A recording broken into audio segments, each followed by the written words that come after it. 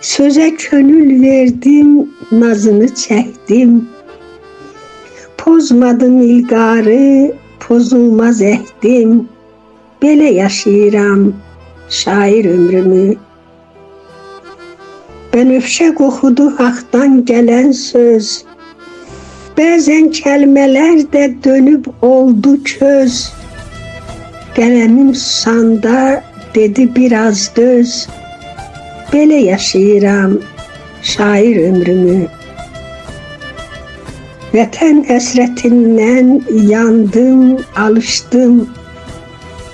Torpağa, toxuma, dənə qarışdım. Taleyin hökmü ilə susub barışdım. Belə yaşayıram şair ömrümü. Hər misram, hər bəndim, dövlətim varım. Uca yaradandı mənim də yarım. Pətəyə bal süzür, dincəlmir arım. Belə yaşayıram şair ömrümü. Sözün fərhadıyam, qaya çapıram. Axtarıb, arayıb inci tapıram. İncidən, gövhərdən qala yapıram. Belə yaşayıram şair ömrümü. Belə yaşayıram şair ömrümü.